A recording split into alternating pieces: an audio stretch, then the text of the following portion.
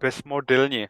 Baik itu modelnya itu classifier atau predictor, itu base modelnya yang akan dikeluarkan satu model yang paling baik untuk dataset yang dimasukkan tadi. Nah, ini yang disebut nanti mengarah kepada low code, no code.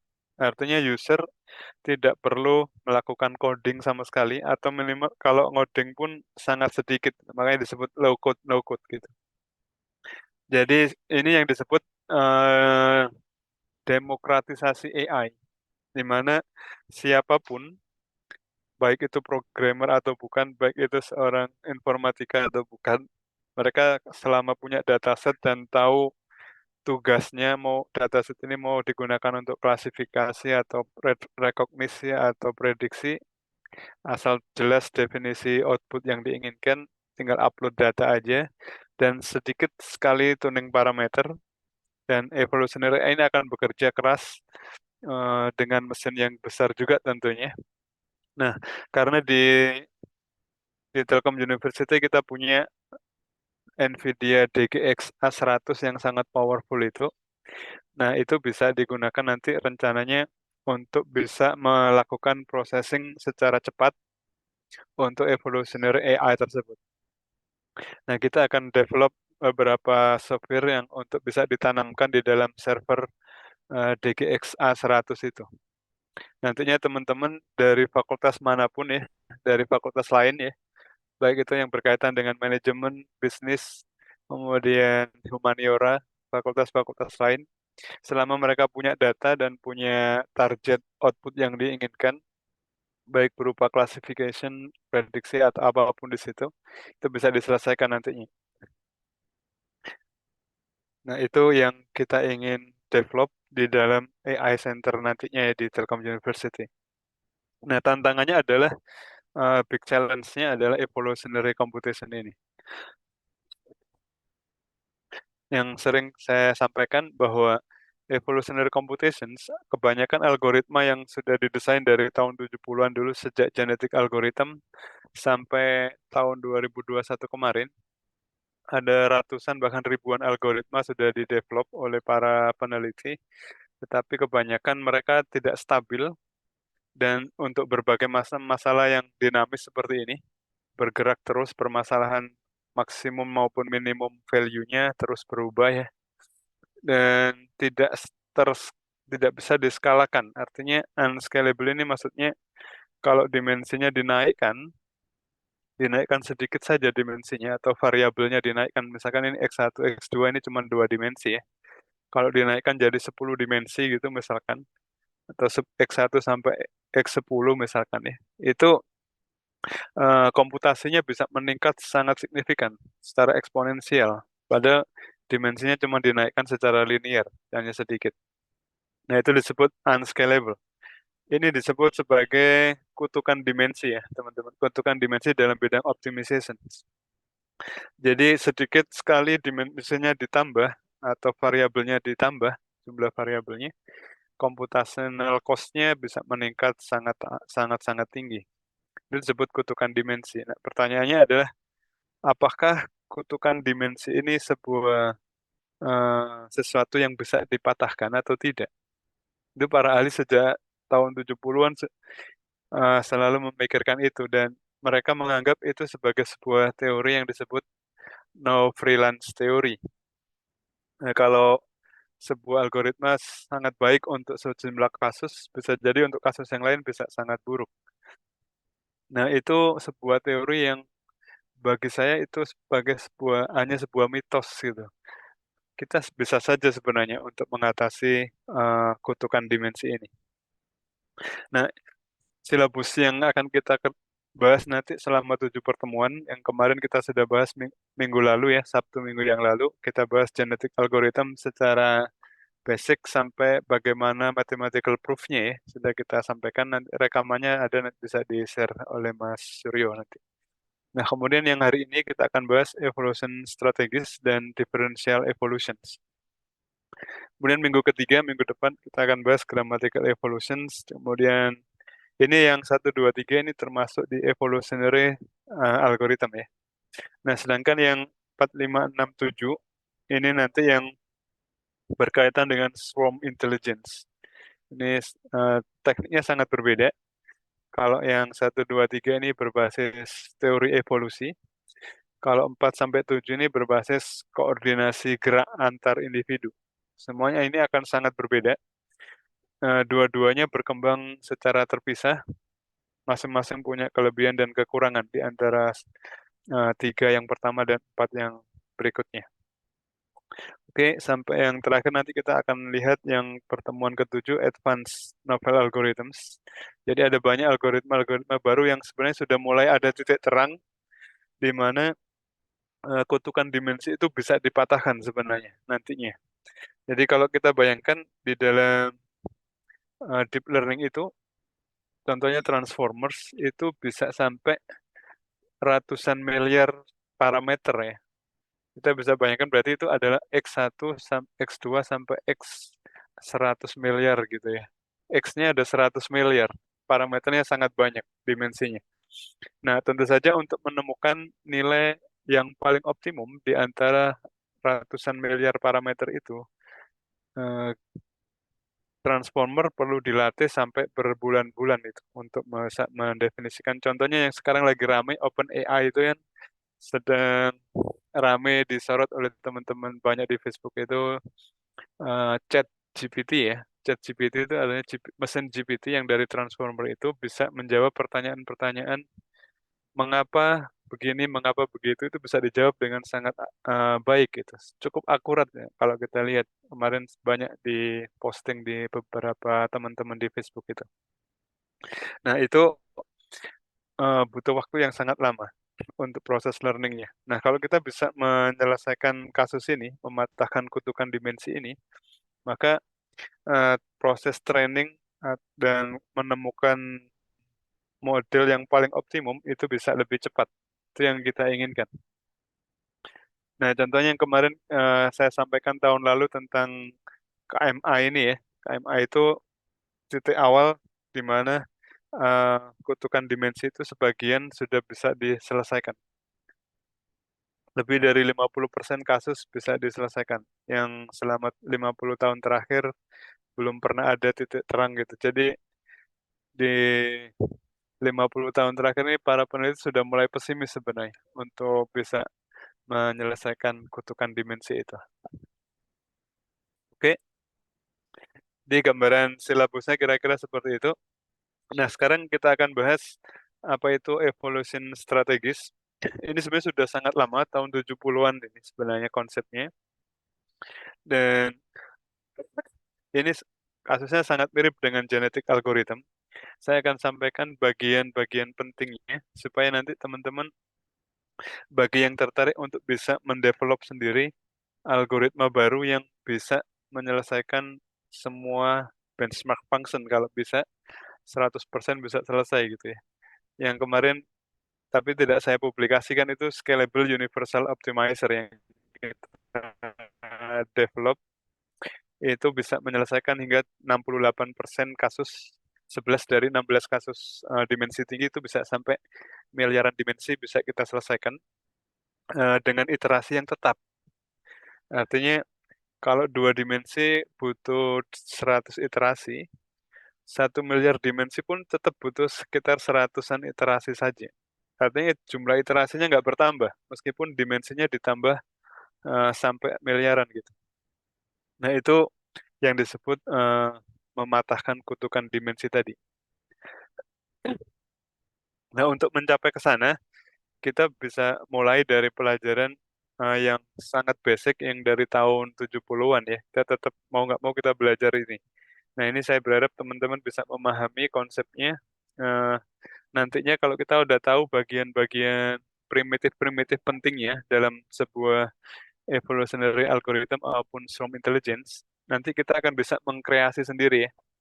Jadi saya bayangkan itu teman-teman kalau kita tahu eh, bumbu dasar kalau kita bicara masakan gitu ya, bumbu dasar itu ada bumbu merah, bumbu kuning, bumbu putih gitu ya.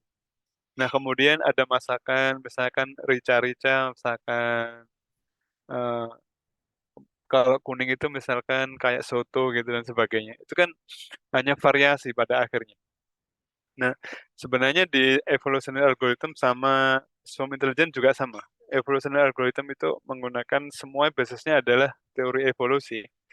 Kalau swarm intelligence basisnya adalah koordinasi gerak antar kawanan kawanan binatang itu yang dicoba ya, apa yang di dijadikan inspirasi mereka ya. Nah, kita akan lihat bagian-bagian pentingnya dulu, primitifnya. Kalau kita udah tahu eh, benang merahnya ya, apa namanya backbone-nya ya, backbone-nya terkait dengan masakan merah, masakan kuning tadi ya, dan masakan putih. Kalau itu tahu itu, kita hanya tinggal memvariasikan saja. Nanti akan dihasilkan berbagai macam menu masakan. Nah, sama dengan algoritma juga begitu. Kalau kita tahu backbone-nya, apa mainstream utamanya ya, nanti kita bisa mencari cabang-cabang sendiri, bahkan nanti bisa mengkreasi sendiri mainstream yang baru ya. Pada akhirnya bisa saja seperti itu. Nah, ini representasinya berupa vektor bernilai real untuk evolution strategis ya. Kemudian seleksi orang tuanya uniform random dan ini nanti akan kita jelasin lebih detailnya ya. Nah, pseudocode-nya hampir semuanya sama. Yang namanya evolutionary computations itu hampir semuanya sama. Inisialisasi awalnya random, semuanya full random di sini. Kemudian looping sampai kondisi berhenti dipenuhi. Kemudian ini Z ini adalah sebuah nilai acak dalam distribusi normal. Kemudian ini adalah nilai yang baru sama dengan nilai lama ditambah dengan nilai yang dibangkitkan secara acak ini. Kemudian kalau lebih baik maka yang lama di replace. Kalau nggak lebih baik ya tetap gitu kan. Cuman gitu doang. Sangat-sangat simpel ya modelnya. Nah, kemudian pseudocode-nya tadi berdasarkan tadi Z ini adalah nilai yang diambil secara acak dalam distribusi normal. Kemudian rata-ratanya ini dianggap 0. Variansi taunya sebagai mutation step size ya.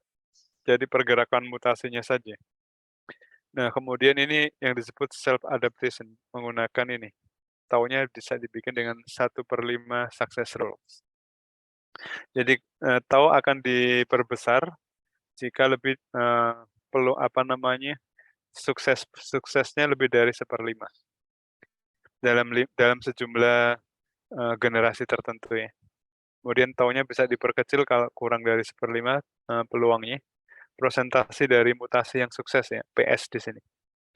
Presentasi dari mutasi yang sukses. Nah, kemudian C ini konstanta antara 0,8 sampai 1. Oke. Nah, ini contohnya. Jadi kalau kita mau memutasikan suatu titik menjadi titik yang baru, kita bisa menggunakan tau yang tajam. Tapi ini rata-ratanya 0, titik tengahnya 0. Bisa plus, bisa minus nanti. Kira-kira angka yang baru taunya ini ya, bisa bernilai seperti itu. Bisa kita atur yang kecil, sedang, sampai yang besar gitu taunya. Contohnya begini ya, jadi teman-teman ini mirip dengan simulated annealing, tapi konsepnya menggunakan 1/5 rules tadi, success rule tadi. Nah, misalkan ini K sama dengan 3 ini artinya 3 generasi berturut-turut, taunya misalkan 1,2. Kalau 3 kali ini yang inisialnya, titik pertamanya, kemudian titik berikutnya lebih baik ya. Yang dicari adalah nilai minimum di sini. Nilai minimum paling bawah ini. Jadi titik pertama ke titik kedua ini kan lebih baik. Titik kedua lebih baik ya. Jadi ini sukses dianggap. Kemudian titik ketiga ini juga sukses. Lebih baik dari titik kedua kan. Nah, setelah 3 kali, K sama dengan 3 ini artinya 3 kali pembangkitkan titik, ternyata lebih baik terus, artinya sukses terus. Lebih dari 1/5 suksesnya, maka taunya dinaikkan. Artinya kita bisa melompat lebih jauh dari titik ini ke titik yang sini. Ini lompatannya lebih jauh. Jadi kalau beberapa kali sukses dalam K tertentu ya, beberapa iterasi ini sukses, maka ini langkahnya dipercepat gitu.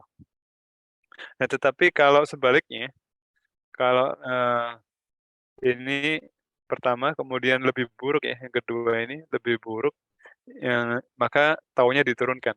Dan dalam 2 iterasi kalau lebih buruk, maka taunya diturunkan dari 1,5 menjadi 1,1. Artinya langkahnya diperkecil di situ ya. Idenya seperti ini.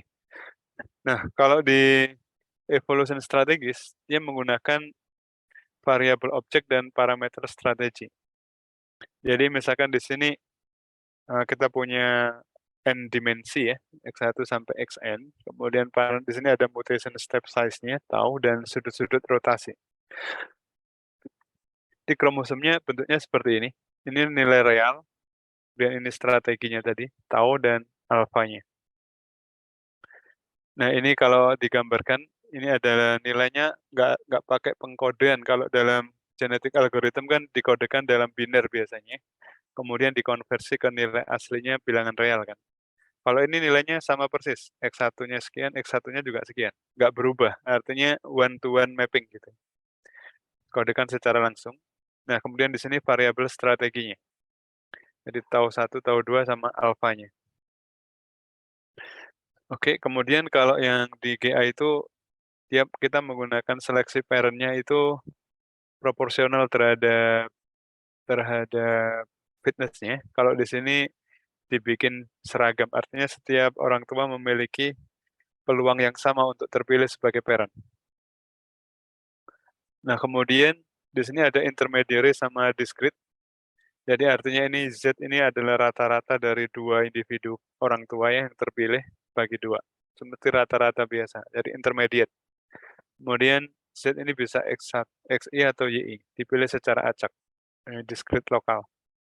Nah, kalau yang berikutnya adalah lokal dan global, gennya didapat dari orang tua yang tetap lokal, kalau global didapat dari orang tua yang berbeda-beda. Nah, nanti setiap itu orang tuanya bisa berbeda kalau yang global ya. Nah, kemudian mutasinya yang paling urgent dalam evolution strategis itu adalah mutasi sebenarnya. Yang rekombinasi relatif tidak terlalu banyak digunakan. Yang banyak digunakan lebih banyak ke mutasi nanti. Jadi ini mutasi pada gen ke I adalah gen ke I yang lama ditambah dengan sebuah angka yang di-generate random dalam variansi tau ini. Ini lebarnya tau nanti akan bergantung seberapa cepat langkahnya.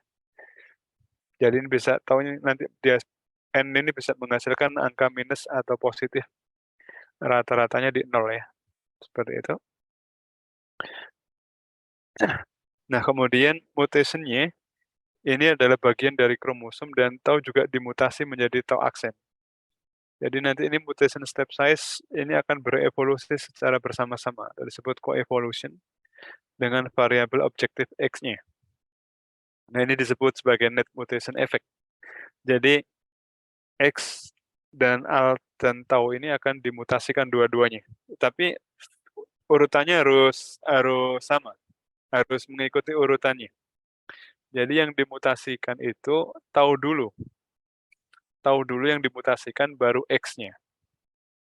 Kenapa ini harus dievaluasi 2 kali? Karena primernya ini adalah X-nya ini bagus jika fitness X aksennya bagus. Sekundernya adalah kalau tau aksennya bagus, maka X aksennya juga bagus. Itu kira-kira reasoningnya, logical proof-nya kira-kira seperti itu. Kalau urutannya dibalik, ini ES tidak bisa bekerja dengan baik. Nah, kemudian mutasi itu ada 3 jenis, yaitu mutasi tanpa korelasi menggunakan 1 tau, dan mutasi dengan tanpa korelasi menggunakan taunya sebanyak N, dan mutasi dengan korelasi. Ada 3 jenis mutasi. Kita akan lihat satu persatu. Nah, mutasi tanpa korelasi menggunakan 1 tau, ini idenya taunya cuma 1, dan nanti akan digunakan untuk semua perubahan pada X ini. Formulasinya relatif gampang ya, ini ada semacam laju belajar, ini di set 1 per akar N ini dimensinya ya.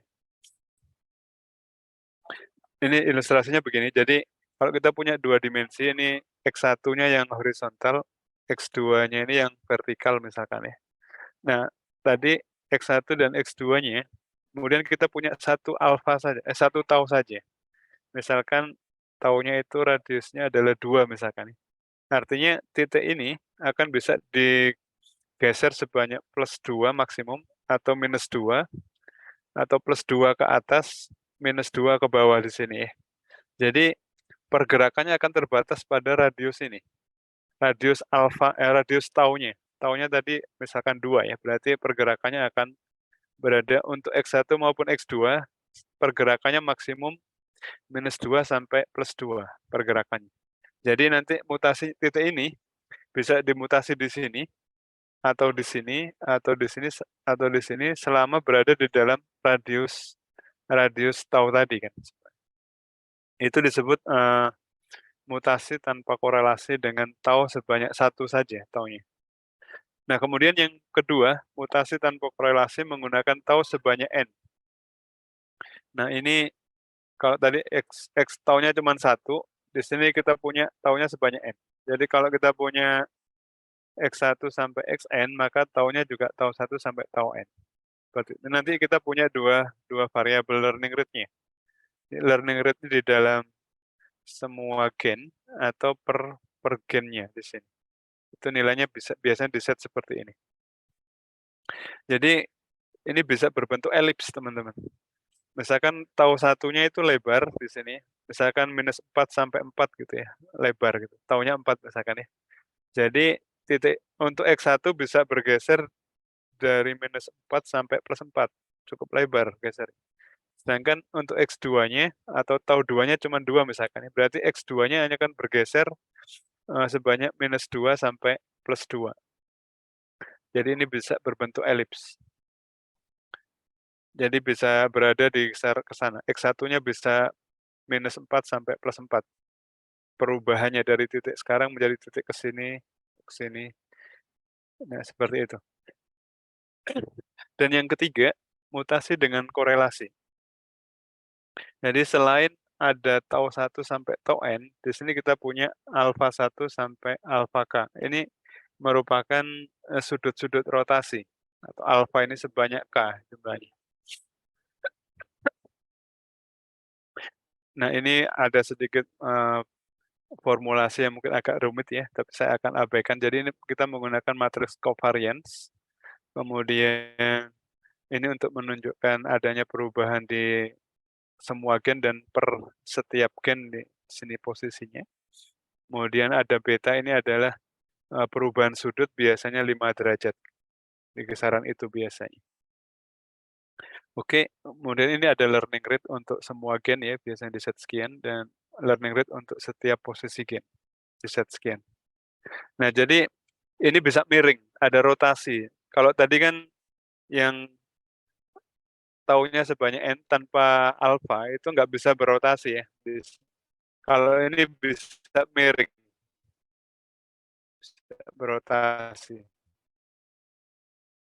Jadi titiknya bisa di-generate ke sana. Karena miring ini bisa lebih leluasa bergerak, bisa lebih cepat, itu lebih cepat. Jadi kita punya 3 jenis, sorry, suara saya masih terdengar teman-teman? Halo, tes. Masih. Masih ya? Oke. Thank you.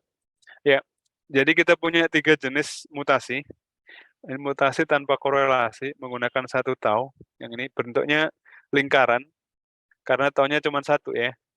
Jadi plus minusnya akan mengikuti selebar tau atau variansi tadi ya. Nah, kemudian yang kedua, mutasi tanpa korelasi menggunakan n sebanyak tau. Taunya sebanyak n. Jadi kalau kita punya X1, X2, berarti kita punya alfa tau 1, tau 2. Variansi di masing-masing variabel itu memiliki itu. Kalau kita punya 1000 dimensi misalkan X1, X2 sampai X1000, ya berarti kita punya tau 1, tau 2 sampai tau 1000 juga kan. Artinya setiap dimensi atau setiap variabel itu taunya beda-beda. Jadi ini bisa membentuk elips gitu ya. Kalau elips, kalau 3 dimensi ya membentuk seperti bola rugby gitu ya, miring gitu. Nah, kalau mutasi dengan korelasi, itu bisa miring begini, karena ada rotasi sudutnya. Nah, ini tiga kemungkinan mutasi yang berbeda. Ini akan menjadi primitif penting, teman-teman. Nanti kalau kita pahami ini, kita bisa mengkreasi sendiri algoritma baru yang berangkat dari modifikasi-modifikasi dari yang sudah ada di sini ya. Nah, ini saya akan tunjukkan case yang simpel dari kasus yang seperti ini. Misalkan kita punya sebuah problem dua dimensi, f x1 x2. Ini problemnya cukup kompleks. Gambarnya kira-kira begini, landscape permasalahannya. Kemudian kalau kita lihat dari atas, itu kita akan dapat peta topologinya seperti ini. Titik minimumnya yang paling bawah ini ya, titik minimum globalnya ini, solusi yang dicari yang paling bawah ini. Nah, kemudian saya coba tunjukkan di sini. Nah, ini titik yang dicari di paling bawah ini. Kalau dilihat dari atas grafik ini atau fungsi ini dilihat dari atas, titik minimumnya paling bawah. Kemudian ini ada naik turun ya, bergelombang seperti ini. Jadi ini kan ada naik turun begini ya. Naik turun seperti itu. Kalau dilihat dari atas kelihatan seperti ini. Oke, misalkan kita gunakan mutasi tanpa korelasi dengan satu tau, populasinya hanya dengan satu individu ini saja ya, cuma satu. Nah, kemudian kita punya taunya misalkan sekian, radiusnya ya, radius mutasinya. Kemudian yang pertama, taunya itu kita update dulu. Misalnya taunya yang tadinya 1,5, kemudian yang diganti yang warna hijau, taunya menjadi 2 misalkan ya. Nah, kemudian jadi diubah dulu taunya ya, baru X-nya diubah. Nah, setelah taunya radiusnya diubah, taunya diubah, jadi lebih besar misalkan ya. Misalkan ini dari kuning menjadi hijau, lebih besar ya taunya. Kemudian baru kita bangkitkan sebuah angka Z gitu. Kemudian angka itu ditambahkan dengan posisi yang sekarang. Berarti posisinya akan berpindah dari titik ini ke titik yang baru di sini. Nah, ini disebut mutasinya seperti itu.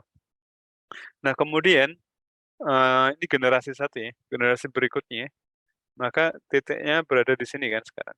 Nah, radiusnya tadi pakai radius yang warna hijau tadi, radiusnya 2 taunya ya. Nah, untuk memutasikan titik yang ini menjadi titik yang baru, kita lakukan taunya dimutasikan dulu. Misalkan jadi lebih besar taunya, warna hijau ini ya. Kemudian baru dibangkitkan bilangan acak dengan variansi tau tadi yang sudah cukup lebar ini, bisa X1 dan X2-nya sama, taunya sama untuk X1 maupun untuk X2. Jadi membentuk lingkaran. Misalkan didapat posisinya di sini, X1-nya minus sekian, X2-nya plus sekian ya. Jadinya ya bergerak dari titik sini bergerak ke kiri atas gitu. Itu titik yang barunya. Jadi mutasinya dari titik yang tengah ini menjadi titik yang di sana. Oke. Seperti itu terus. Lama-lama di sini bisa jadi ya, bisa jadi gini. Bisa jadi posisi yang saat ini misalkan ya, posisi sekarang, kemudian tahunnya di-update dulu, kemudian di-generate titik yang baru ternyata menjauhi ke arah kanan atas. Seharusnya yang dicari kan ke arah sini ya seharusnya ya. Tapi karena random bisa aja dia salah arah gitu kan. Bisa jadi salah arah ke sana. Kemudian ini biar cepet ya, saya gedein taunya saya perbesar gitu. Dan pada akhirnya dia akan bisa menemukan titik optimumnya. Seperti itu idenya. Oke, ini yang mutasi tanpa korelasi dengan satu tau. Ini populasinya cuma satu individu saja. Nah, sekarang mutasi tanpa korelasi dengan n tau, taunya sebanyak n ya. Kalau dimensinya 2 berarti ada tau 1, tau 2, ada 2 tau di situ. Nah, ini membentuk elips. Elipsnya ke atas gitu ya. Nah, kemudian kita update dulu taunya, tau 1 dan tau 2-nya kita update, baru kita update X-nya, posisinya kita update. Oke. Kemudian langkah berikutnya, taunya kita update lagi menjadi hijau, baru kita generate titik barunya. Berpindah ke arah situ ya. Kemudian misalkan begini, ini elipsnya masih ke atas misalnya. Nah, kemudian langkah berikutnya setelah diupdate di sini, yang tadinya elipsnya itu miring ke atas, sekarang menjadi horizontal. Bisa jadi seperti biar cepet ya, saya cepetin gitu. Jadi posisinya bisa langsung ketemu solusinya. Nah, itu kalau taunya sebanyak n ya, tapi tanpa korelasi di sini. Nah, yang terakhir ini yang paling bagus sih sebenarnya, karena kita pakai korelasi, cuman komputasionalnya relatif tinggi ya, komputasinya. Di awalnya, kita satu titik aja di sini misalkan ya, kemudian itu di-update, tau 1, tau 2 dan rotasinya di-update, alfanya ya, itu menjadi miring kan, dari kuning menjadi hijau, baru di-generate titiknya. Misalnya titiknya ke situ ya, yang penting berada di dalam elips titiknya yang dibangkitkan. Kemudian di-update lagi, seperti itu, dapat ke sana, terus di-update bisa jadi seperti itu. Karena dia bisa miring, ini bisa lebih cepat mencapai titik, optimumnya. Nah, kemudian kalau populasinya dibuat nggak cuma satu tapi 10 misalkan. Kalau kita mutasi dengan korelasi, populasinya ada 10. Jadi elips, tau 1, tau 2-nya sama alfanya bisa beda-beda ya. Ini ada yang dia bergerak kecil, pendek bergeraknya, ada juga individu yang langkahnya panjang, taunya lebar ini, taunya sangat lebar, dan kemiringan rotasinya berbeda-beda. Nah, ini untuk generasi 1 misalkan di-random seperti ini, X-nya, alfanya, sama taunya seperti ini. Kemudian langkah kedua berubah, generasi ketiga berubah lagi, generasi keempat, generasi kelima, ini bisa jadi lebih cepat. Dan di sini S-nya cuma satu, artinya, selection pressure-nya ya. Jadi setiap individu hanya boleh membangkitkan satu titik baru. Nah, itu namanya selection pressure-nya cuma satu. Nanti dipilih yang terbaik dari semua individu itu ya. Nah, kalau kita bisa gunakan, kebanyakan yang evolution strategis itu menggunakan selection pressure-nya 7 biasanya. Artinya satu titik ini bisa menghasilkan 7 titik baru. Artinya alfa tau dan alfanya di-update dulu, kemudian dibangkitkan titik baru ya di sini. Ini titik pertama. Kemudian taunya di-update lagi, alfanya di-update lagi, dapat titik yang kedua. Kemudian ketiga, keempat, kelima, dan keenam, dan ketujuh ya. Jadi satu titik ini menghasilkan 7 titik baru. Kemudian, titik yang kedua di atas ini juga membangkitkan 7 titik baru. Nah, berarti kita punya, 8 ya, original sama 7 yang baru, kemudian ini original sama 7 yang baru, jadi 8 tambah 8, kita punya 16 titik. Dari 16 titik itu diambil 2 yang terbaik, yaitu yang ini, titik 1 ini sama yang kedua yang ini yang paling baik. Itu yang tersisa ya, yang lain dimatikan. Jadi populasinya tetap dipertahankan, tetap 2 populasinya, oke? Dari 2 titik ini nanti akan dibangkitkan 7 titik baru, 7 titik baru lagi di sini, dan seterusnya, nanti akan prosesnya sama. Nah, itu yang digunakan kebanyakan di dalam evolution strategis seperti itu. Sehingga dia bisa menemukan solusi dengan sangat cepat, dengan populasi lebih dari 1 biasanya, dan selection pressure-nya di 7 atau lebih biasanya. Kemudian rekombinasinya kalau kita pakai intermediary ya, misalkan kita pilih ini parent pertama, orang tua 1, ini orang tua 2, kemudian kita lakukan, rekombinasi, dapat titik anaknya ada di tengah-tengah ini, kira-kira. Nah, itu gunanya rekombinasi. Ada model evolution strategis yang menggunakan rekombinasi, ada yang tanpa rekombinasi. Jadi ada banyak, skema yang digunakan. Nah, ini seleksi survivornya, misalkan kita punya jumlah kromosom, dalam U, kemudian proses rekombinasi dan mutasi menghasilkan lambda, anaknya ada sejumlah lambda misalkan ya.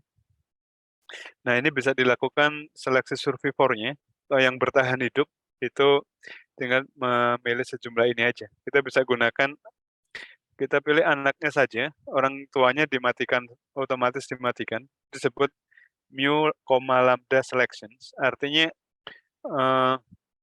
mu-nya orang tuanya nggak diikutkan di situ. Tapi kalau mu plus lambda, ini artinya orang tua dan anak digabungkan, baru diseleksi yang bertahan hidup yang mana. Ya, ini namanya gabungan. biasanya disebutkan ini. Nah, metode mu plus lambda, ini artinya gabungan orang tua dan anak itu bisa mempertahankan kromosom terbaik, tapi ya kalau mu, lambda ini nggak bisa. Nah, tetapi metode mu, lambda, artinya orang tua nggak diikutkan, itu lebih sering digunakan, karena ada 3 alasan ini. Lebih baik dalam menghindari optimum lokal, lebih baik untuk permasalahan dengan nilai optimum yang berubah-ubah, dan bisa menghindari adanya nilai tau yang buruk.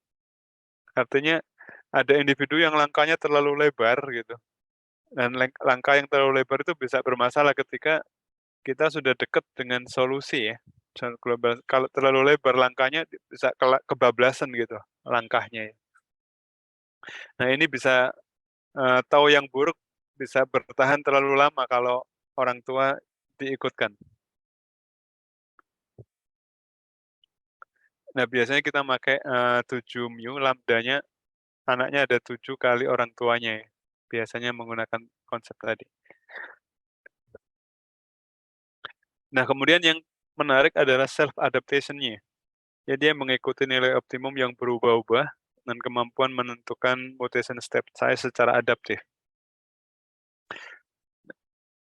Nah ini contohnya, jadi begitu permasalahannya berubah, itu eee, evolusi strategis tetap dengan cepat beradaptasi untuk menemukan solusi terbaiknya. Dalam kasus dunia nyata, ini kita bisa bayangkan kalau misalkan kita sebagai seorang menteri keuangan misalkan ya, itu untuk mempertahankan stabilitas ekonomi dan memaksimumkan pertumbuhan ekonomi misalkan ya, itu variabelnya bisa banyak kan, dan variabel itu bisa berubah dengan cepat. Dalam hitungan hari itu variabel bisa berubah dengan cepat, dan kita kalau misalkan punya dimensi yang sangat besar, kemudian jumlah variabel yang besar maksudnya jumlah variabelnya sangat banyak dan kasusnya berubah terus setiap hari, itu problem yang cukup rumit. Nah, kita bisa gunakan teknik self adaptation ini untuk bisa menemukan, eee, kayak tadi kasusnya adalah pertumbuhan ekonomi yang paling maksimum itu kalau variabel X1-nya berapa, X2-nya berapa, X3-nya berapa ya, kalau dalam, ekonomi nasional kita berarti kan sektor realnya, sektor keuangan, kemudian suku bunga bank dan sebagainya itu kan perlu diatur. Angkanya berapa supaya menghasilkan pertumbuhan ekonomi yang paling maksimum gitu ya. Itu kalau skala besar seperti itu, teman-teman. Jadi permasalahan dunia nyata itu bisa sangat besar dimensinya atau jumlah variabel. Nah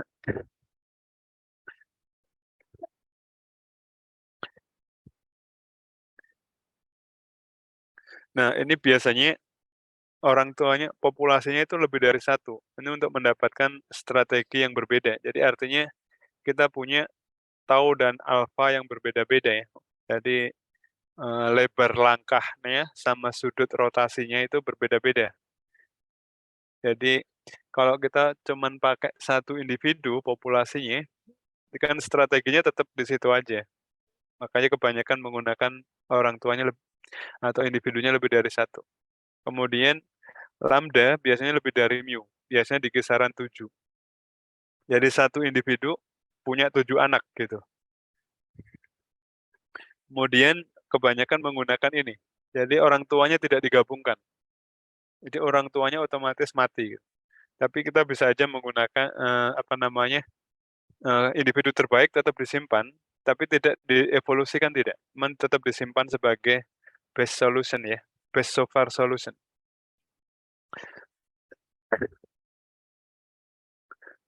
Nah, proses evolusinya tadi ini mu, lambda, ini tidak pakai rekombinasi, kalau ini mu R ini artinya kita pakai rekombinasi atau crossover ya tadi. Jadi mirip dengan itu tetapi menggunakan rekombinasi. Nah, kalau mu plus lambda artinya orang tua ikut digabungkan untuk baru kemudian diseleksi yang survivornya. Kalau ini mu R ini artinya rekombinasi dengan menggabungkan orang tua dan anaknya untuk diseleksi survivor. Nah, untuk aplikasinya ini ada banyak sekali. yang sudah pernah dikerjakan. Ini contoh yang gampang ya, saya tunjukkan beberapa saja ini. Untuk desain jet nozzle, misalkan kita punya starting-nya begini, target akhirnya misalkan seperti ini. Kita bisa lakukan designing otomatis menggunakan evolution strategis. Jadi atur-atur ada sejumlah model matematis yang sederhana saja. Dari titik awalnya ini menjadi begini nantinya. Kemudian ada desain lensa optik. Misalkan,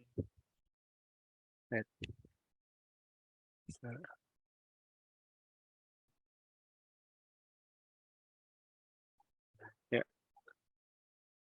ini saya punya kasus yang lain ya, misalkan ya, inisialnya begini, ini bahan lensanya, kemudian ini titik pusat yang ingin difokuskan ya, ini matanya di sini. Nah, apa cahaya dari sini ingin fokus di area sini. Jadi bentuk lensanya akan seperti apa supaya fokus pandangannya akan fokus di titik ini. Nah, kalau kita bisa bikin dinamik, fokusnya di-update ya, misalkan. Ini evolution strategis akan dengan cepat mengubah bentuk lensanya, sehingga cahaya dari sebelah kiri ini bisa fokus ke titik yang diinginkan. Ini berubah dengan cepat. Ini parameter-parameternya, ini formulasi matematis untuk menghitung fitness-nya. Ini akan bisa berubah dengan cepat seperti itu. Kemudian contoh lainnya adalah untuk desain jembatan. Misalkan kita punya jembatannya seperti ini, bridge 1 ya. Kita bisa start sembarang gitu. Bentuknya akan seperti apa? Ini bisa jadi gagal gitu ya. Bisa jadi gagal, kita coba start lain lagi. Nah, ini jembatan yang bagus mestinya bentuknya melengkung begini. Ini supaya bisa menahan beban paling berat gitu ya. Bisa paling maksimum menahan bebannya. Oke. Kalau bridge 2 misalkan ya, contohnya begini. Ini beban dari atas kayak gitu. Akan terbentuk jembatannya akan seperti apa ya. Ini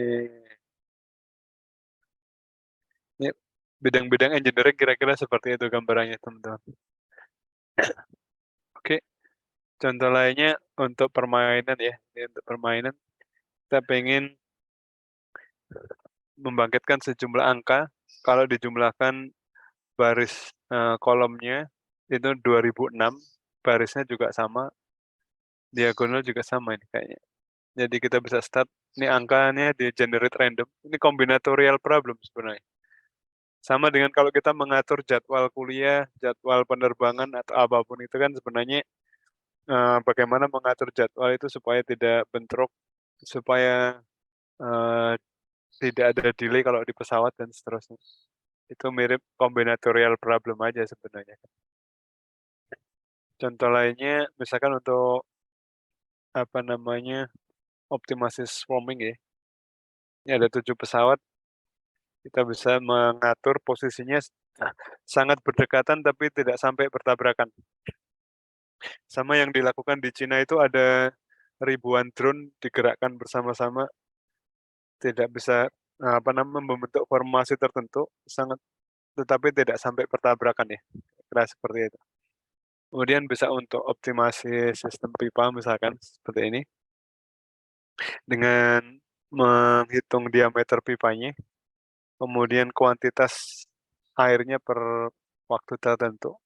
Kemudian yang diminimalkan adalah perbedaan tekanan dan total volume pipa ya. Jadi tekanan pada semua simpul akhir harus sama gitu. Kalau nggak sama bisa pecah pipanya, bisa nggak optimal lah, seperti itu kira-kira gambarannya. Jadi di sini ES sangat powerful untuk permasalahan kontinu. ES cenderung lebih cepat dibanding genetic algorithm karena dia memiliki self adaptations. Jadi untungnya, nah gambarannya seperti itu. Oke, kemudian sebelum saya lanjutkan mungkin ada yang ditanyakan?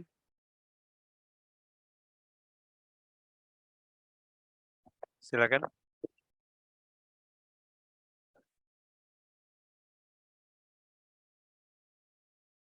Kalau nggak ada, saya lanjutkan aja ya. Baik, saya lanjutkan. Yang kedua adalah differential evolutions.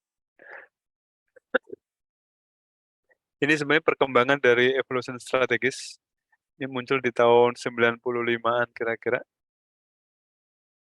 Saya akan jelaskan secara sederhana saja. Kata kuncinya adalah differential mutation-nya. Kalau tadi kita punya mutation tanpa korelasi dan dengan korelasi ya, itu sekarang kita makainya namanya differential mutations. Ini semi terarah dan bisa dianggap sebagai operasi praseleksi khusus. Nah, idenya seperti teman-teman mungkin saya rasa pernah nonton film Mr. Bean itu ya, yang dia memindahkan lukisan itu pakai apa, mengukur tangan begini dan pakai pensil, dia menggigit pensil kalau nggak salah di situ ya ceritanya. Menggigit pensil gitu, jadi seperti apa, Pythagoras, apa namanya, menggerakkan satu titik dengan rasio apa namanya,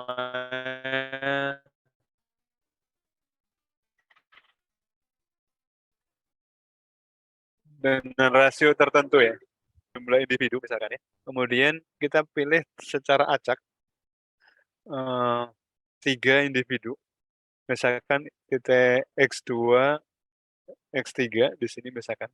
X2, X3-nya, kemudian ada R1 yang dipilih secara random. Nah, jadi di sini titik yang baru itu sama dengan titik pertama yang random ini ditambah dengan F ini scaling factor, jadi faktor penskalaan, dikalikan dengan selisih antara X2 dan X3. F kali sekian.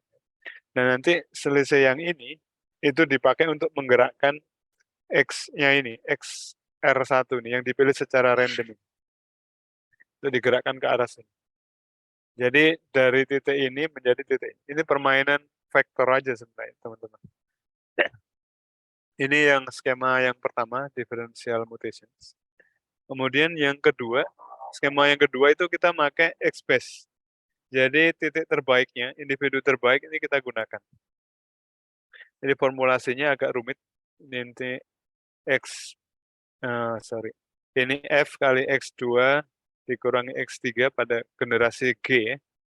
Kemudian ini adalah XIG yang kita pilih secara acak juga di situ untuk digerakkan. Kemudian ini XBase-nya.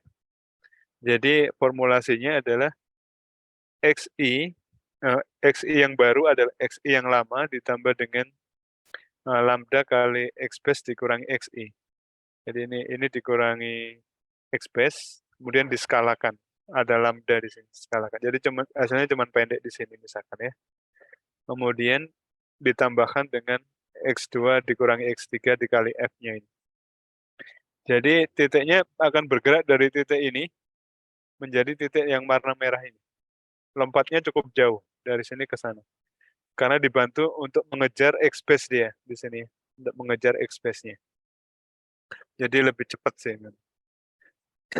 Tetapi kalau kita pakai X-base, kelemahannya kita cenderung konvergen lebih cepat, terlalu cepat dan bisa berada di tempat yang salah konvergennya. Nah, itu apa namanya, terjebak pada optimum lokal ya, bisa jadi. Itu kalau kita pakai XBase. Cuman dari segi kecepatan konvergensinya memang lebih cepat daripada yang sebelum. Kemudian yang ketiga, ini nggak pakai XBase, tapi dia pakai banyak. Jadi ada X2, 3, 4, 5, ada 5. Untuk menggerakkan X1 ini, kita butuh X2, X3, X4, X5. Kurangi, biasa aja. Jadi pergerakannya dari titik X1 di sini menjadi titik yang berikutnya adalah di sini. Jadi pergerakannya, koordinasi geraknya menjadi lebih cepat juga. Karena ada dipengaruhi oleh 4 individu ya. 2 di sini dan 2 di sini. Itu dikomputasikan. Jadi ada 3 jenis ini komputasi. Bisa aja kita pakai X6, X7 bisa aja. Nah, kalau yang komodo itu juga pakai 5 individu kan. Memang pergerakannya mirip kayak gini. Tapi lebih advance, teknik pergerakan koordinasinya, geraknya lebih advance. Saya rasa seperti itu. Kemudian kalau untuk crossover-nya, ini kita pakai rekombinasi biasanya. Kita tentukan ini misalkan dimensinya 7, N-nya 3 berarti di titik ini, L-nya 2 berarti 3, 4 gitu ya, 2 langkah gitu, dipindahkan ke sini.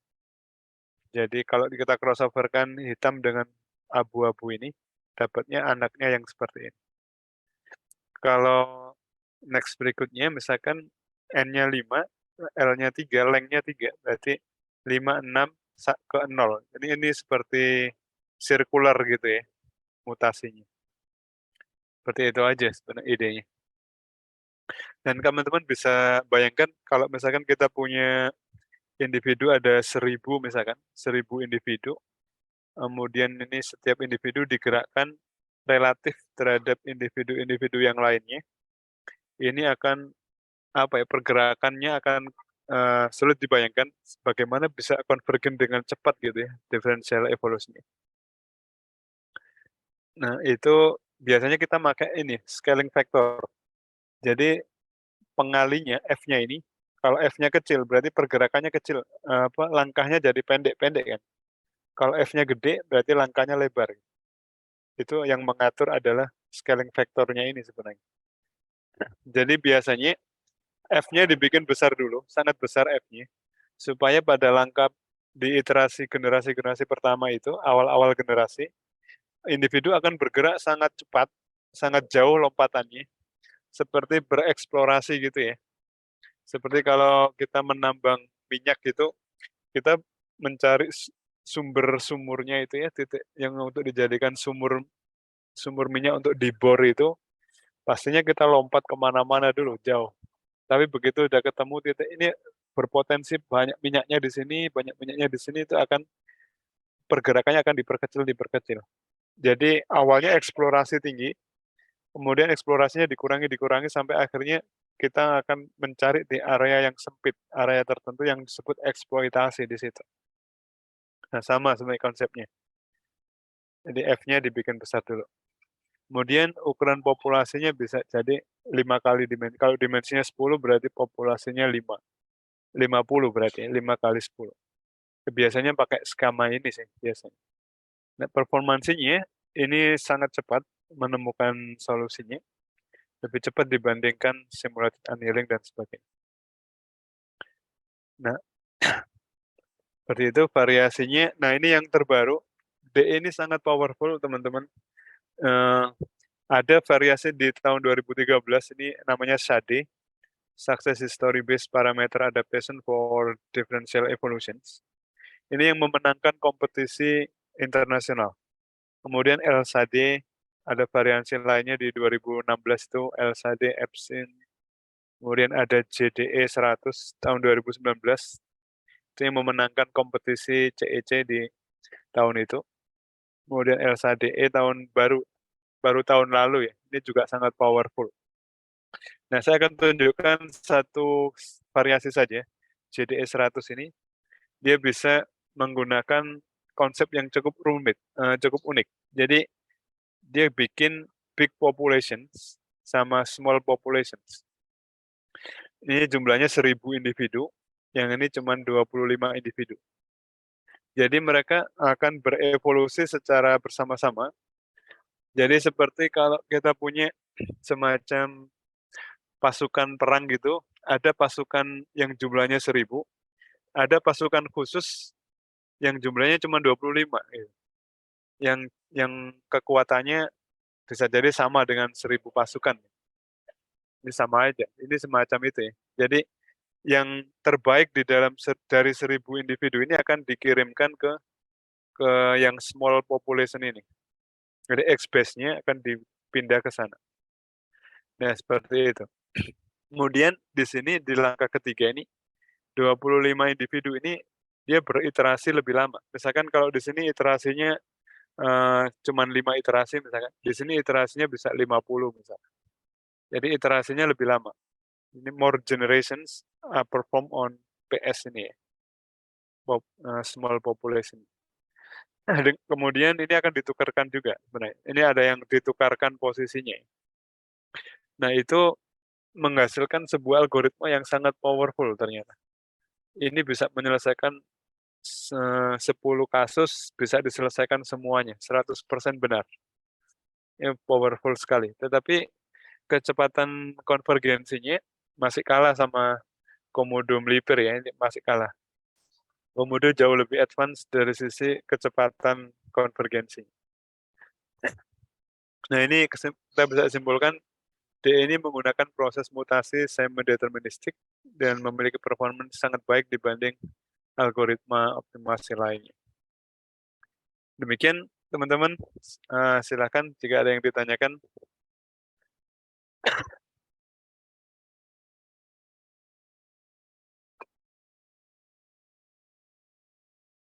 Mas Dadang mungkin, monggo Mas. Siap, Prof. Sudah ini sih masih ini masih bisa diikuti. Itu kira-kira primitifnya ya. Kalau kita memahami banyak primitif strategi itu, kita nanti bisa mengkreasi sendiri Mas nantinya. Iya, Prof. Oh iya, mungkin hanya sekedar memastikan saja yang tadi SE tadi, Prof. Iya. Evaluation strategy tadi itu dibandingkan dengan yang mungkin pernah saya ceritakan ke Prof. Sianto terkait dengan yang strategi benteng Stelsel itu rasa-rasanya kok mirip ya, Prof ya? Mungkin ada kemiripan di situ ya, Prof? Bisa. Memang ada kemungkinan mirip. Tapi walaupun berbedanya sangat sedikit, itu bisa menghasilkan efek yang sangat besar sebenarnya. Iya. Hampir semua algoritma mirip-mirip kok. Iya. Siap. Mungkin ada beberapa yang bisa diambil inspirasi dari situ mungkin untuk yang ini ya. Terima kasih banyak, Prof. Betul.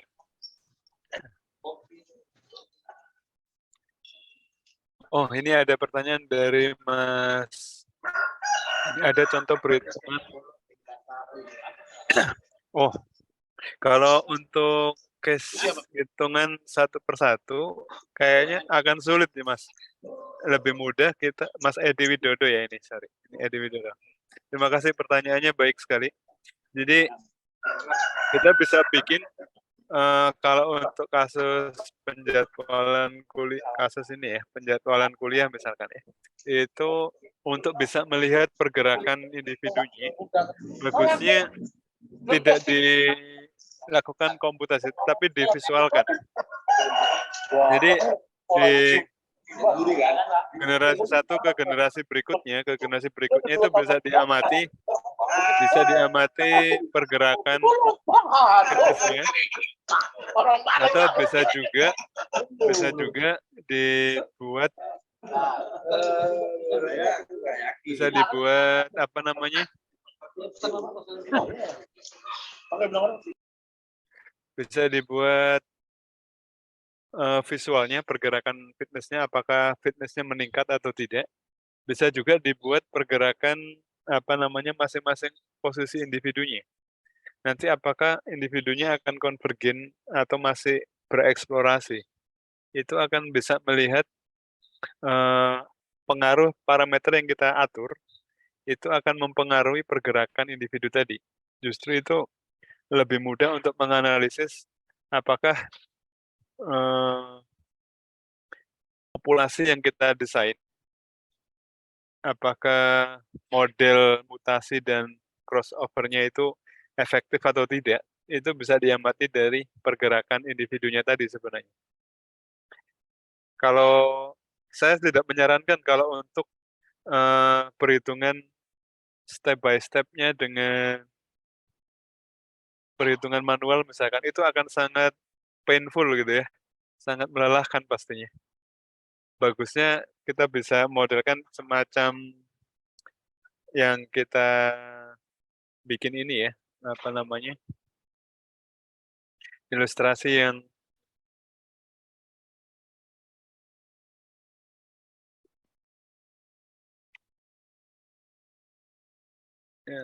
nah seperti ini sebenarnya ilustrasinya. Jadi bagusnya bisa dimodelkan seperti ini, pergerakan. Jadi sekelompok individu yang kita generate, kita bisa amati pergerakan koordinasi geraknya, apakah koordinasi individu itu berkoordinasi dengan baik dengan individu yang lain ya. Itu bisa lebih baik dalam mengamati perilaku atau koordinasi gerak di setiap individu tadi.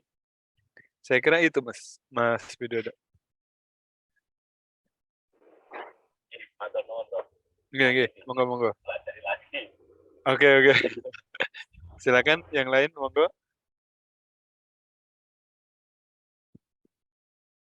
Oh, ini Mas Heru Cahya, monggo, silakan. Terima kasih Prof. Yanto atas kesempatannya. Sangat menarik sekali tadi disampaikan tentang evolusi algoritma ini, evolusi strategis ini. Ada beberapa hal yang mungkin saya masih agak sedikit bertanya begitu. Kalau tadi disampaikan contohkan itu kan dimensinya kan dimensi 2 begitu ya, artinya betul.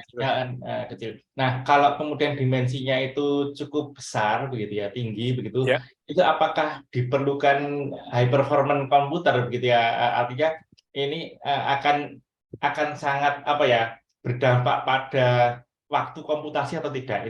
Itu yang pertama itu. Nah, sehingga kita juga tahu kira-kira kalau seperti itu nanti kebutuhannya seperti apa. Kemudian dan kedua itu tadi ketika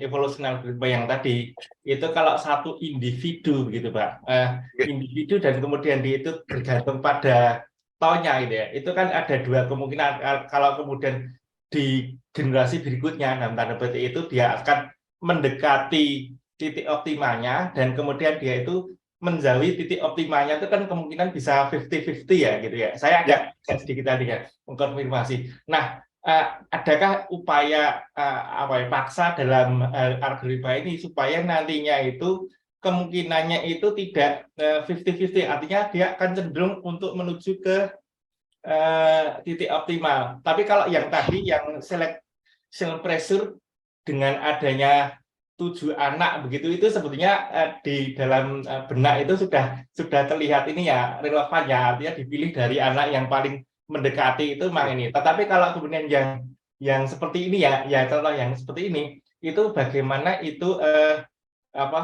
individu berikutnya begitu itu memang kemudian mengarah pada titik optimalnya yang ada di tengah itu yang kedua. Nah, kemudian ketiga ini apakah kalau kemudian dilakukan iterasi itu banyaknya berapa ya? Berapa puluh, berapa ratus atau berapa ribu iterasi kalau selama ini Prof Yanto punya pengalaman itu seperti itu, Prof. Terima kasih banyak. Mohon maaf. Oke, matur nuwun Mas Heru. Menarik sekali pertanyaan. Yang pertama terkait dengan kalau dimensinya besar. Nah, kalau dimensinya besar itu kita bisa gunakan memang untuk keperluan high performance computing itu tidak terlalu banyak membantu sebenarnya. Kecuali kalau kita menggunakan parallel processing ya. Jadi kalau misalkan kita menggunakan individunya itu ada 100 misalkan, 100 individu, bisa aja setiap individu itu digerakkan oleh satu prosesor atau satu GPU misalkan ya. Jadi kita perlu 100 prosesor secara paralel. Itu bisa mempercepat memang, kalau dimensinya sangat besar. Nah, tetapi kalau misalkan kita hanya menggunakan individunya sedikit, nggak terlalu signifikan berpengaruh. Jadi kebutuhan terkait dengan high performance computing tidak terlalu signifikan berpengaruh.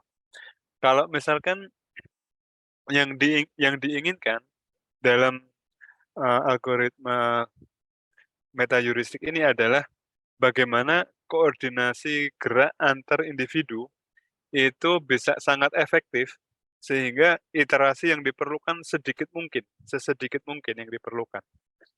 Nah, untuk dimensi yang besar pun iterasi yang diperlukan juga relatif tetap gitu. Itu yang kemarin kita berhasil menyelesaikan itu dengan komodo itu ya, komodo Milipper algorithm itu. Dimensinya dinaikkan sampai miliaran, itu iterasinya tetap nggak pengaruh. Jadi artinya kalau kita bayangin 2 dimensi itu seperti kertas gitu ya, X1, X2 doang seperti kertas. Kalau 3 dimensi kan seperti kotak gitu ya, kardus gitu, yang kotak ada sumbu Z-nya, X3-nya gitu. Kalau dimensinya 4 dan makin gede, makin luas sebenarnya ruang pencariannya ya. Nah, itu tentunya membutuhkan komputasi sangat tinggi untuk pergerakan antar vektor aja ya. Vektor satu pindah ke vektor berikutnya. Itu kalau 1000 dimensi kan berarti kita menghitung vektor 1000 elemen dikurangi 1000 elemen vektor yang lain gitu. Itu kan computational cost-nya udah jelas naik gitu.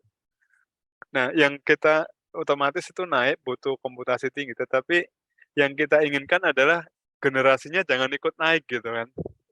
Itu yang jadi tujuan untuk mematahkan kutukan dimensi yang tadi itu idenya.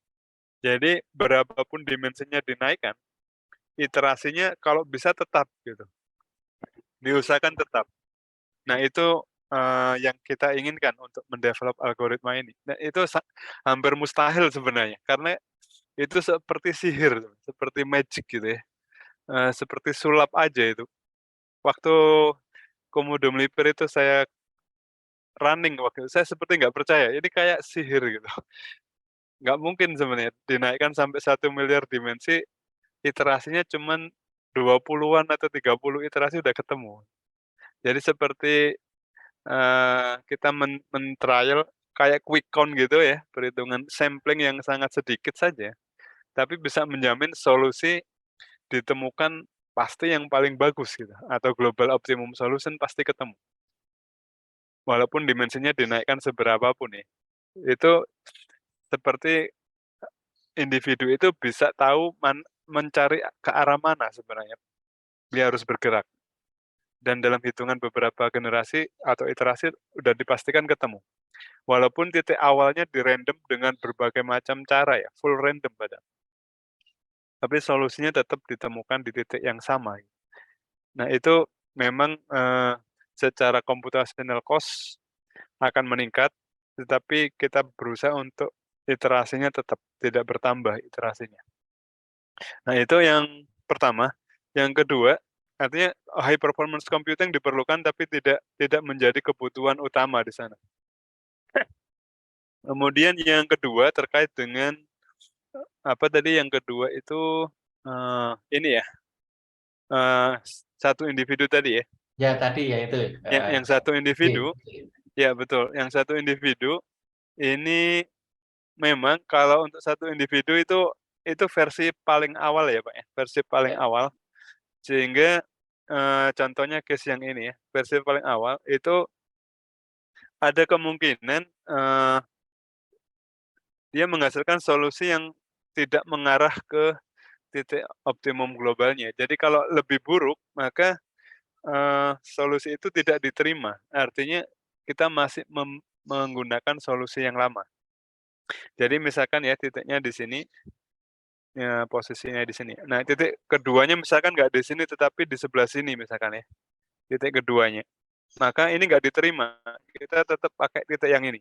Di generasi berikutnya kita pertahankan titik yang lebih baik daripada yang baru ya. Kalau ini kebetulan yang kedua ini lebih baik dari yang pertama ini, maka ini diterima. Ya kan Oh begitu. iya. Jadi namanya elitisme. Kalau itu kita tidak mengarah ke solusi yang lebih buruk ya artinya. Jadi kita mempertahankan solusi terbaiknya aja. Nah, itu generasi pertama ya. Nah, karena kita nggak bisa tahu apa namanya arah yang tepat, maka lebih baik kita gunakan banyak individu ya. Misalkan di sini 10 individunya ya. Nah, dengan 10 individu kemudian menghasilkan 10 anak. Nah, bisa jadi kita gunakan konsep tadi mu plus lambda ya. Artinya orang tua dan anaknya digabungkan jadi 10 tambah 10 jadi 20 individu. Dari 20 individu dipilih 10 yang terbaik gitu untuk hidup di generasi berikutnya. Atau bisa juga dari 20 individu itu kita hanya mempertahankan yang anaknya aja. Semua anaknya dipertahankan, orang tuanya dimatikan, tapi dipilih satu sebagai best so far. Orang tuanya tadi 10 dimatikan semua, tetapi satu dipertahankan dari 10 itu sebagai best so far solution. Tetapi best so far solution itu hanya disimpan aja, tidak hidup di generasi yang akan datang ya, tidak. yang hidup di generasi yang akan datang tetap 10 anak saja. Nah, 10 anak itu yang akan berkembang di generasi berikutnya. Tetapi kita sudah menyimpan satu best solution-nya, satu best so far solution. Tapi best so far solution tidak ikut berevolusi ya, dia hanya disimpan saja di luar yang 10 yang sedang berevolusi itu. Demikian Pak, kalau untuk yang kedua ini ya. Nah, kemudian yang ketiga tadi terkait apa ya tadi? Maaf, lupa. Jumlah generasi. Oh Jumlah iya, generasi, kalau benar. kemudian dimensinya tinggi, generasinya seperti apa itu? Ya, betul-betul. Nah, kebanyakan algoritma yang existing saat ini, itu kebanyakan kalau dimensinya besar, pasti butuh generasi lebih lama. Kebanyakan itu. Ya itu yang disebut kutukan dimensi tadi sebenarnya kan. Nah, tetapi beberapa algoritma yang baru itu sudah mulai mengarah kepada mematahkan kutukan dimensi itu sebenarnya. Jadi salah satunya yang saya sebutkan yang kemarin itu Comodum Libre, kemudian Scalable Universal Optimizer ya, itu sudah bisa mematahkan sebagian kasus untuk kutukan dimensi itu ya. Nah, contoh lainnya untuk yang algoritma baru ini ya, yang 2021 ini, LSADE ini juga sebuah variasi dari differential evolutions. Dia juga bisa mematahkan sebagian kasus untuk kutukan dimensi berhasil diselesaikan. Tapi misalkan dari 16, mungkin hanya satu yang bisa diselesaikan dengan generasi yang tetap ya. Walaupun dimensinya dinaikkan sampai ribuan, jumlah generasinya tetap nggak bertambah gitu ya. Itu baru 1 atau 2 kasus. Tapi yang Scalable Universal Optimizer, yang SUO itu yang kami bikin, itu bisa 11 dari 16 kasus. Itu bisa diselesaikan. Nah, itu yang nantinya kita akan terus mengerjakan, mendevelop algoritma baru yang bisa mematahkan kutukan dimensi itu kalau bisa semua kasus gitu. Semua benchmark function itu bisa diselesaikan. Itu udah selesai, artinya riset itu akan berhenti. Bidang ilmu swarm intelligence akan mature gitu, akan matang dan bisa diterapkan ke banyak aplikasi dunia nyata. Itu yang kita inginkan memang. Begitu Pak Ade. Terima kasih Prof. Sangat Oke, oke. membantu, sangat. Monggo yang lain masih ada, silakan.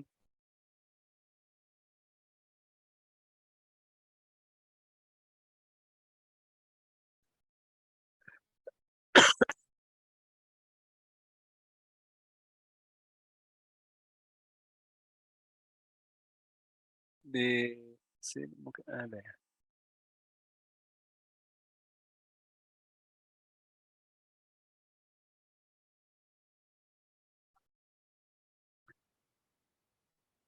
Saya ingin tunjukkan yang kemarin itu kasus yang ini. Nah ini, yang Scalable Universal Optimizer ya, yang ini. Ini kita desain tahun lalu kita desain ini. Nah itu diuji dengan 16 fungsi ini. Fungsinya beda-beda. Ini ada fungsi yang cuman unimodal, gampang fungsinya. Ada yang banyak lokal optimumnya sangat banyak. Di sini juga banyak. Jadi yang F8 sampai F16 ini itu yang multimodal, artinya banyak nilai optimum lokalnya di situ. Sedangkan yang 1 sampai 7 ini cuma unimodal, relatif gampang ya. Yang menarik itu, dari 16 kasus itu, kita coba 5 dimensi, 50 sampai 500 dimensi ya. Yang tadi ada LSAD, ada LSAD F-spin dan seterusnya ya. Untuk dimensi 5 itu masih bisa menyelesaikan dengan sangat akurat. Kita batasi generasinya cuma di 1000 generasi kira-kira. 1000 generasi ya kira-kira di situ. Ini berhasil menyelesaikan. Kita running sebanyak 30 kali running dengan inisialisasi populasi yang random semuanya ya, di random dengan random yang sama. Ini masih bisa SAD, LSAD dan seterusnya. Kemudian ada MPI ini masih bertahan pada dimensi 50 ini sudah gagal. Artinya dari 16 fungsi sama sekali nggak ada satupun yang bisa diselesaikan. Sampai 1000 generasi gagal menemukan global optimum solution-nya ya.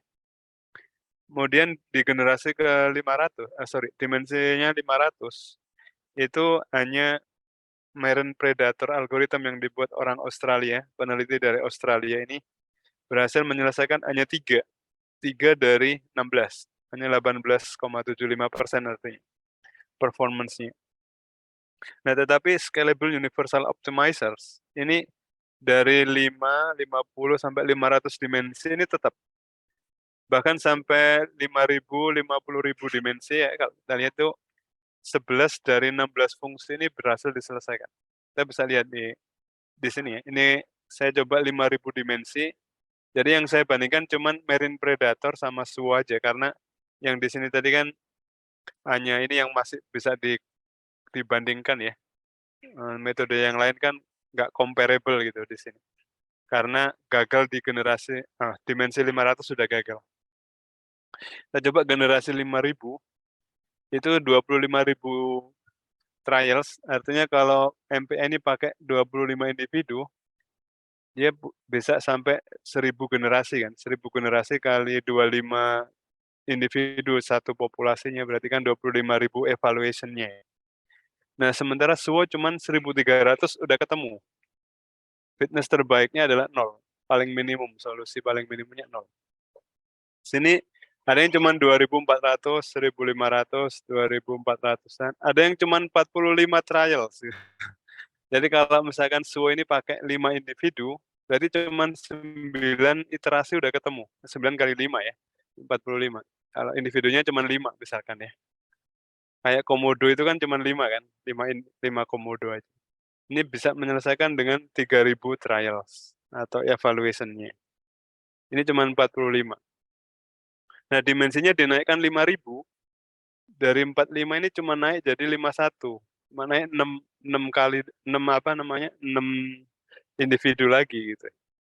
Artinya dari 9 generasi menjadi 10 generasi, cuma naik 1 generasi doang. Padahal dimensinya dinaikkan 10 kali lipat kan, dari 5.000 menjadi 50.000 ya. Saya pernah coba sampai 100 juta dimensi, itu cuma di kisaran 90 iterasi, 90 trials. Jadi cuma sekitar 18 iterasi udah ketemu. Itu teman-teman. Nah ini banyak kan sedikit sekali iterasi yang digunakan di Scalable Universal Optimizer ini. Jadi dia ranking 1 pastinya, menang semuanya terhadap marine predator ini. Ini tetap di 11 dari 16 tetap bisa diselesaikan hingga 50.000 dimensi.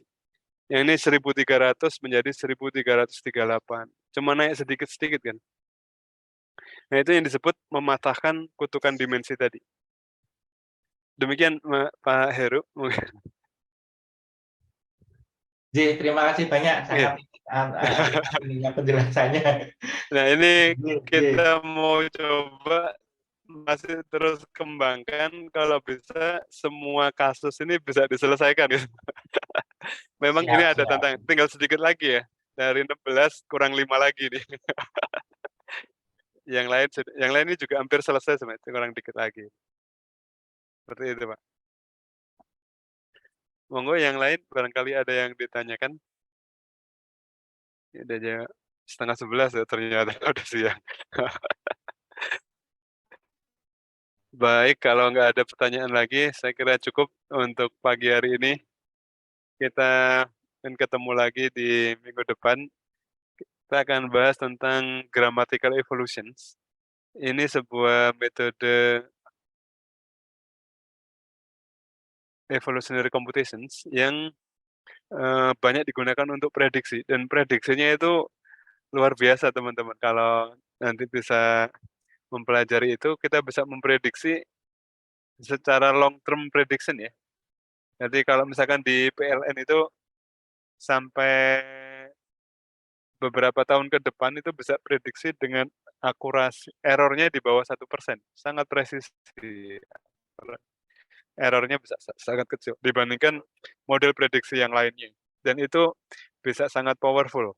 Mungkin minggu depan kita akan bahas di hari Sabtu jam 9 untuk membahas tentang grammatical evolution. Jadi kita menggunakan evolusi computation tapi menggunakan grammar tertentu dan itu bisa menghasilkan fungsi prediksi yang sangat presisi di sana.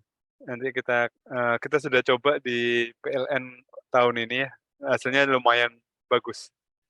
Jauh lebih rendah errornya dibanding metode yang lain-lainnya.